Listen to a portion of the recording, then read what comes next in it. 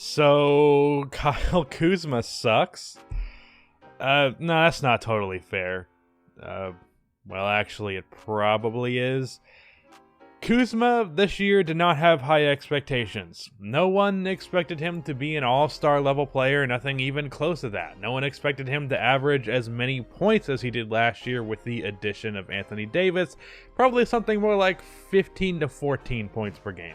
And I don't think that was an unrealistic expectation based off of what people thought of him last year, but this season he is averaging just 12 points per game, shooting just 43% from the field and 33% from three, which is just a 53% true shooting percentage, which is not horrible for a guard, but Kuzma is a 6'8" power forward.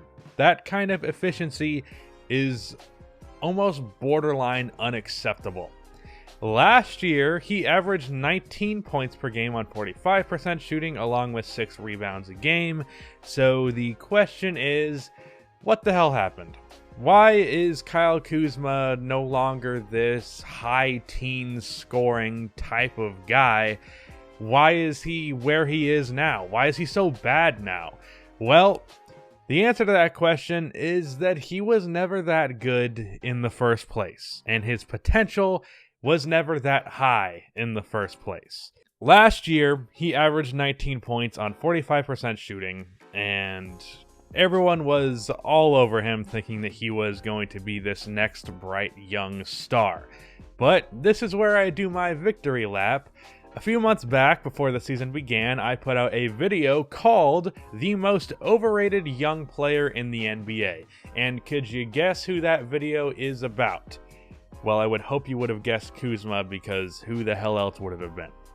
Said in that video that Kyle Kuzma is very overhyped, his potential is not nearly as high as people are making it, his numbers were inflated in LA last year, he was an okay scorer, and I compared him to someone like TJ Warren, a type of player who is a pretty decent scorer and three-point shooter who sucks ass at every single other aspect of the game.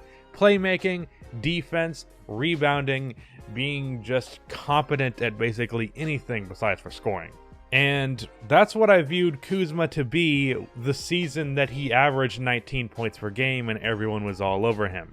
But weirdly, my expectation of him being a TJ Warren player is not even being lived up to. Because one, it appears that Kuzma's 30% from three last year is not the outlier that I thought it was. He actually just doesn't seem to be a very good three-point shooter. His form is practically flawless. Like, every time he shoots a three, I think it's going to go in, but it doesn't. He misses more threes than he makes, which I guess that's not really an insult because so does Steph Curry, but he shoots just 33%. Last year he shot 30%. His rookie year he shot 35%.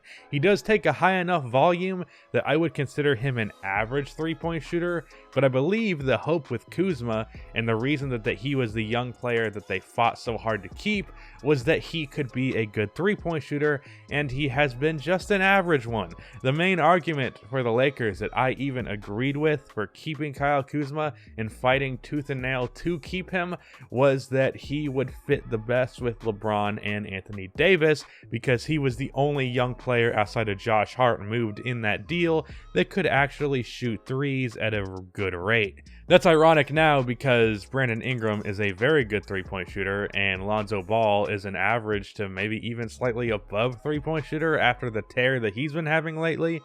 But the point still stood that Kuzma seemed like someone who could be a good three-point shooter, and it doesn't appear like that has happened. 30% last year, 33% this year on a decent amount of attempts. But really, the main reason that he has been bad this year is what I said earlier, and that he has always been pretty bad, or at the least, he's always been just an okay player. He's also really has not progressed. He hasn't progressed since his rookie year. The only reason he averaged more points in his second season was because he got more opportunity.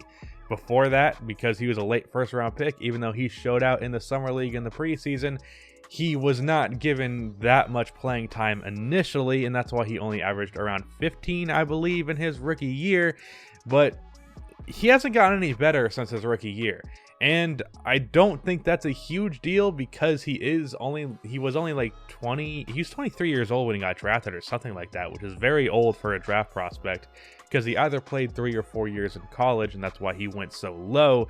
But Kuzma has not really progressed at all. He hasn't gotten better, he has stagnated, and this season you could even argue that he has gotten worse. Literally the main difference between this season and last, though, is his minutes and touches. That is really it. He hasn't gotten worse, he just wasn't that good.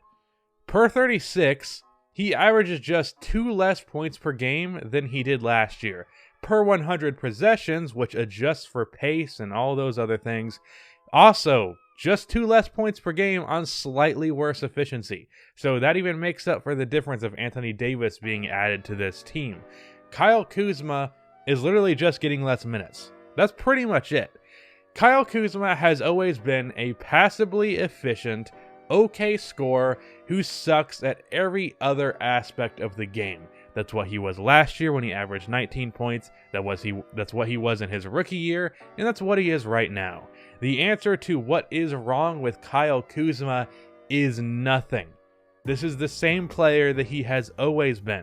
Last year, he averaged 19 and 34 minutes per game. This year, he averages 13 and 25 minutes per game. He just ain't that great. Now, is Kyle Kuzma completely valueless? No, I think he can make a pretty damn alright 6-man, provided that there is a player on the bench that can set up Kuzma. That is really the main problem with him on this Lakers team in the position he is as someone who's playing a lot with a bench unit. A lot of the problem with Kyle is that he isn't much of a shot creator. He can do it every once in a while, but most of his offense comes within the flow of the offense from him getting a pass either for 3 or for a cut or on the break or something like that, maybe with a mismatch. He's not someone who's going to take the ball and just like do a couple crossovers and then pull up from mid-range. That's just not his game. He isn't a shot creator. His scoring relies on playing alongside someone like LeBron James, and for the first 2 seasons of his career, Lonzo Ball, who is a fantastic playmaker. Rajon Rondo does not really count because he kind of sucks, and also this might be a video that I do down the line, but I honestly don't believe that even in his prime, Rondo's passing was actually that crucial to the Boston Celtics success, and I don't think his passing has actually translated all too well into good offense. So I don't think Kuzma is really benefiting from having Rondo on the court. What I think would really help Kuzma is if he was either traded to a team that had playmaking off of the bench, or there was a playmaker added to the bench of this Lakers team that could set him up for his offense to make him fill the role as a 6-man that he should be a lot better. Kyle Kuzma can have some decent value. He's not a throwaway player. He's not someone who should be out of the league in a few seasons. He has value.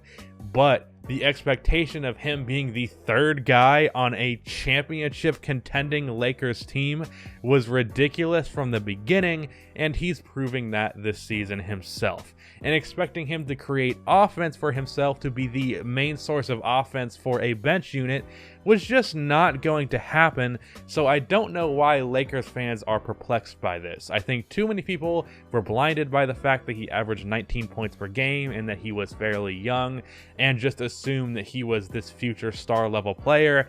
He was not. He never was that. I called this. Not to brag, although I am definitely bragging. I do like that I was right about Kyle Kuzma being overrated, but I don't want Kyle to just fail in his career or anything like that. I never root for the failure of a player. I think if you do that, you're kind of a dick. I don't do that.